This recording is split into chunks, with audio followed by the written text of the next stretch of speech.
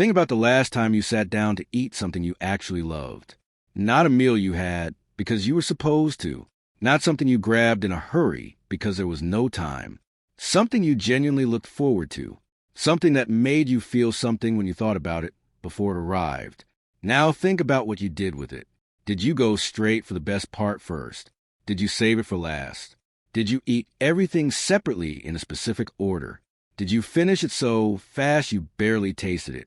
Did you take your time slowly, like the plate was going nowhere, and neither were you? You probably never thought about it. It just happened, the way it always happens. The same pattern, the same instinct, the same automatic behavior that have been showing up at every meal, every plate, every bite for your entire life. And Carl Jung would say, that pattern is not about food. It was never about food. The way you eat when nobody is telling you how to eat. The way your hands move and your fork goes and your attention organizes itself around a plate. That is your unconscious mind on full display. Unguarded, unfiltered, more honest than anything you have ever said in a therapy session or written in a journal or admitted to yourself at 2 a.m. Because eating is one of the oldest and most primal human behaviors. It connects directly to our earliest experiences of survival, of comfort, of safety, of being nurtured or not being nurtured. Long before you had language. Long before you had the words to describe what you needed or what you feared or what you were taught to believe about yourself and your place in the world. You had eating. You had hunger. You had the experience of receiving or not receiving what you needed. And all of that, every single bit of it, is still running in the background of every meal you have ever eaten since. So before we go any further, I need you to think about your most natural, automatic, unself-conscious eating habit. The one that shows up when you are alone, when no one is watching, when there is no table manners to perform, and no image to maintain, and no one to impress or accommodate, just you and the plate. Because what I am about to tell you is going to feel like someone has been watching you eat your whole life. And the reason it will feel that way is because the unconscious leaves the same fingerprints everywhere it goes. And food is one of the places it presses hardest. There are 5 ways people eat when they are completely themselves. 5 patterns that appear so consistently across so many different people that Jung would have recognized them immediately as expressions not of personality in the casual sense, but of something much deeper, something structural, something that was shaped early and has been running quietly ever since. And none of these patterns are wrong. That is the first thing I need you to understand. Jung was not interested in telling people what was wrong with them. He was interested in telling people what was true about them, because he believed, completely and without reservation, that the truth, even when it is uncomfortable, even when it reveals something you have spent years trying not to look at, is always more useful than the comfortable lie. So let us look at all 5, and let yourself be honest. Not the version of honest that you are comfortable with, the deeper version. The one that knows which of these is actually you before I have even finished describing it. The first type, the person who goes straight for the best part first. The protein before the vegetables. The icing before the cake. The piece they've been looking at since the plate arrived. The one their eye went to immediately. The one their fork moves toward before they have even consciously decided to start eating. If this is you, I want to ask you something. And I want you to sit with a question rather than answering it quickly. Do you also do this in other areas of your life? Do you go for the thing you want most before you've figured out whether you have earned it yet? Do you say the thing you are thinking before you have decided whether it's the right time to say it? Do you fall into things, experiences, relationships, decisions with a kind of momentum that sometimes surprises even you? Like the wanting moved faster than the thinking, and by the time your mind caught up your fork was already halfway at the plate. Jung wrote about what he called the sensation type, a person who is most alive, most present, most fully themselves in the direct experience of things rather than in the anticipation or the analysis of things. These are people who trust their impulses in a way that others sometimes envy and sometimes find alarming. They are not reckless exactly, but they are immediate. They do not need to think about whether the best piece is the right place to start. They just know that it is there, and they want it, and so they go toward it. And there is something genuinely beautiful about this. In a world that is constantly telling people to wait, to be patient, to delay gratification, to earn things before you enjoy them, to prove yourself before you treat yourself. The person who goes straight for what they love is doing something quietly radical. They are saying, without words, I do not need permission to have what I want. I trust that what I want is valid. I trust that the good thing is available to me right now, and I do not need to save it for later. But here is what Jung would also say. Sometimes this pattern is not confidence. Sometimes it is urgency. Sometimes the person who goes for the best thing first is doing so not from a place of abundance and self-trust, but from a much quieter and much older place. The fear that if they do not take it now, it might not be there later, that the good things disappear. That waiting means losing, that the safe thing is to get it while you can, because the universe, in their experience, has a history of taking things back. The difference between those two things, genuine confidence and disguised urgency, is subtle, and only you know which one is actually true for you. But Jung would say that knowing the difference is everything, because one of them is freedom and one of them is a wound that has learned to look like freedom. The second type, the person who saves the best for last. Everything else gets eaten first. The parts they are less excited about, the vegetables, the side dishes, the things that are fine but not the thing. And the whole time, slowly, plate clearing, there it is, the best piece, getting closer and closer to being the only thing left, saved, protected, reserved for the final moment. If this is you, then you already know that this is not just about food. You do this everywhere. You finish the work before you rest. You handle the obligations before you allow yourself the pleasure. You earn the good thing before you let yourself have it. You wait until everything else is done, until everything else is handled and settled and taken care of. And only then, only when the rest of the plate is clear, do you allow yourself to arrive at what you actually wanted.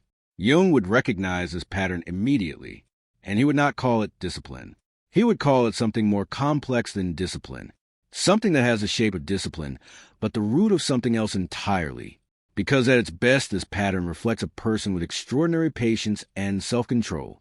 Someone who can hold what they want in their mind as a motivating force, without being consumed by the wanting.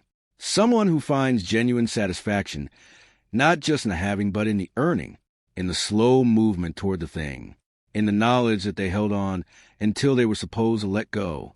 But underneath that, and this is a part that is harder to look at, underneath the discipline and the patience and the earning, Jung would often find a person who does not fully believe they deserve the good thing until they have justified it, who cannot simply want something and have it without a transaction, without a before that earns the after. And the question he would ask, gently but directly, is where did you learn that? Because no one is born believing they have to earn pleasure. No one comes into the world thinking that enjoyment is conditional on productivity or sacrifice or the completion of some invisible checklist. That is a lesson that was taught, usually early, usually by someone who was themselves operating from the same belief, that good things are for people who have done enough. And the work of deciding whether you have done enough never quite ends. The person who saves the best for last has almost always spent a significant portion of their life waiting to be allowed to arrive, waiting to be enough, waiting for the plate to clear, so they can finally have what they wanted all along. And Jung would say, you already have it. You have been carrying it with you this whole time. You did not need to wait until the end. You never did. The third type, the person who keeps everything separate. The rice does not touch the curry. The salad stays on its own side. If something has mixed together in a way that was not intended, it is quietly and methodically separated before eating begins. Each thing is eaten on its own, in its own turn, with a clarity and a structure that most people around them find either admirable or slightly strange depending on the day. If this is you, then you probably already know that you are someone who likes things to be clear, who finds comfort in structure, who functions better when there are boundaries between categories, between responsibilities, between the different areas of your life that you keep carefully organized and carefully distinct from one another. Jung would look at this and see something that goes much deeper than preference. The person who cannot allow their food to mix is almost always someone who has a very particular relationship with boundaries, not in the aggressive sense of someone who pushes people away, in the structural sense, in the sense of someone who has learned very deeply that when things blur together, when categories collapse, when the lines between things get unclear, that is when things become dangerous. And this came from somewhere. Maybe it came from an environment that was chaotic. where the rules changed depending on the day or the mood of the adults around them, and there was no reliable structure to hold on to, where the only way to create safety was to create it internally, personally, through their own rigorous organization of the world around them. Or maybe it came from a different kind of experience entirely. Maybe it came from being someone who was very sensitive to overwhelm, who, when too many things happen at once or too many feelings arrive simultaneously, found it genuinely difficult to process, and who learned, as a survival strategy, to take things one at a time, to create order as a way of managing intensity. Either way, what Jung would say is this: the separation on the plate is a mirror of the separation inside, and the question is not whether the separation is wrong. In many cases, it is genuinely adaptive. In many cases, it is what allows this person to function beautifully in a world that is constantly in danger of becoming too much. The question is whether the structure has become a cage, whether the need for things to stay separate has started to limit the experience of things that can only be understood when they are allowed to mix, relationships that require messiness, emotions that cannot be kept in their lane, experiences that arrive blended and do not consent to being sorted. Because the richest parts of life, Jung would say, are almost always the parts that refuse to be organized. And the person who is very good at keeping things separate sometimes misses them entirely. The fourth type, the person who eats fast, not rushed in the sense of being late for something, but fast in a way that is just how they eat. Plate arriving full, plate leaving empty before most people around them have finished a third of their meal, barely chewing, barely tasting. The food disappearing in a way that is efficient and slightly alarming if you are watching closely. And then, sometimes, looking at the empty plate with a small and quiet feeling that is hard to name, like they finished but something is still missing.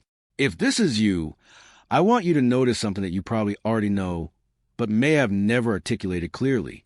You eat fast because slowing down is uncomfortable, not uncomfortable in the physical sense. Uncomfortable in the interior sense. Uncomfortable in a way that sitting still and being present and having no task to complete and nothing to move toward and nowhere else to be, that particular kind of stillness, create a low-level anxiety inside you that is easier to outrun than to sit with. And eating slowly requires presence. It requires being fully in the moment of the meal, tasting it, feeling it, experiencing it rather than completing it. And presence, for this person, is one of the harder things. Jung wrote about people whose nervous systems are calibrated for movement, for action, for the next thing, not because they're shallow or because they do not care about depth. Often quite the opposite. Often the people who move fastest through meals and tasks and conversations are the people who feel the most, who are carrying the most, who have most happening in the interior of their experience at any given moment. And the fast eating, the constant forward momentum, is a way of staying ahead of all of that, of not stopping long enough for the feeling to catch up. Because when the eating is done and the plate is clear and the movement stops, that is when the thing that has been following them all day finally arrives. Jung would say this person is not running from the world. They are running from their own interior, from the feelings they have not yet learned to be still with, from the grief or the anxiety or the longing or the dissatisfaction that lives in the pauses between actions. And the healing is not eating more slowly. That is just a symptom. The healing is learning that the interior is not as dangerous as it feels when you are still, that the feeling that follows you is not a threat. It is just a part of you that has been waiting very patiently for you to stop moving long enough to let it speak. The fifth type, the person who eats slowly, not slowly in the way of someone who is distracted or disinterested, slowly in the intentional way, the way of someone who is genuinely present with the plate in front of them, who takes a bite and actually tastes it, who puts the fork down between bites sometimes, who is not eating to complete the eating, but eating to experience the eating, who, when the meal is over, feels genuinely satisfied in a way that has nothing to do with hunger. If this is you, people have probably noticed, and their reaction has probably been mixed. Some people find it peaceful to eat with you, like the pace of the meal itself slows down and becomes something closer to an experience than a task, like something about your relationship with the food gives them permission to be more present with their own.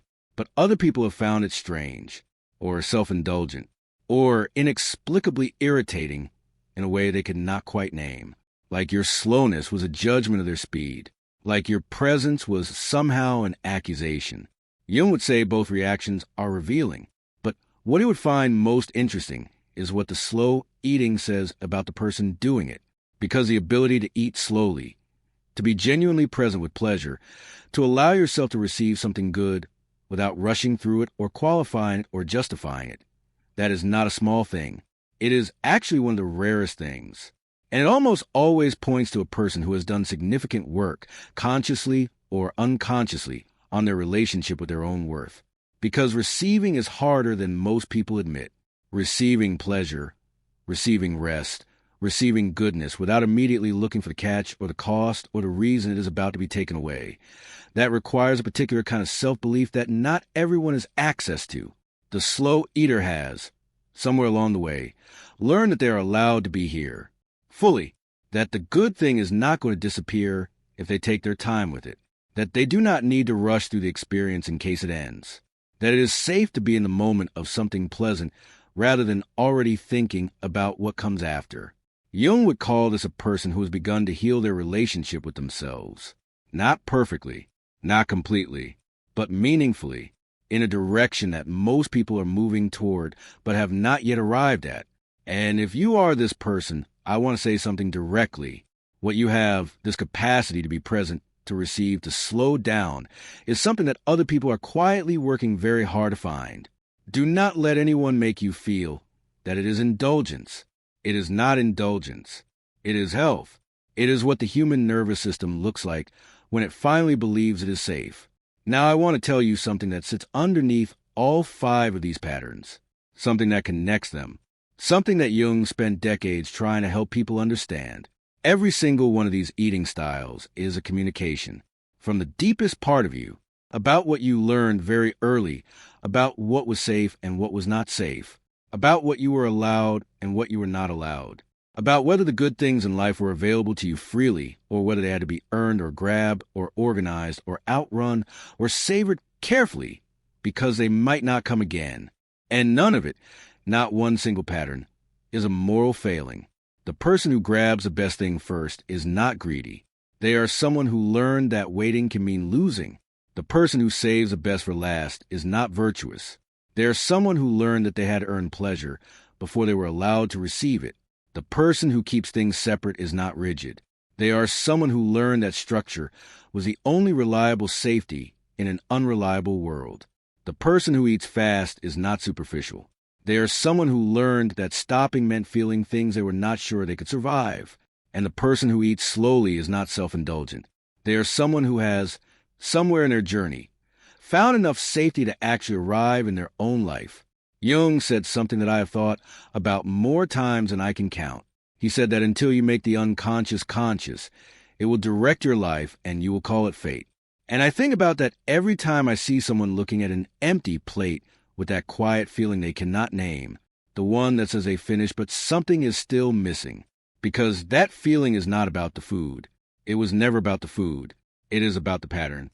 The old, automatic, unconscious pattern that organized itself around a wound and has been running on autopilot ever since. Showing up at every meal, at every decision, at every moment when something good arrives, and the question underneath the question is, am I allowed to have this? Do I deserve this?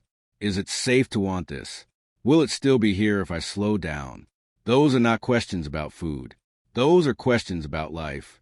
So here is what I want to leave you with. The next time you sit down to eat, alone, when no one is watching, when there is no performance and no image and no version of yourself you need to maintain for anyone, I want you to notice what you do. Really notice it, not to judge it, not to fix it or change it, or decide it means something terrible about you, just to see it clearly, with the same kind of honest curiosity that Jung brought to everything. Because the pattern is not the problem. The pattern is the information. And information, when you actually look at it, has a way of setting you free from it. Not immediately, not dramatically, but slowly, in the way that true things work. In the way that understanding something real about yourself creates a small but permanent shift in the interior. Like a light coming on in a room that has been dark for a long time. You have been eating the same way for years. and it has been telling you something. The question is whether you are finally ready to listen.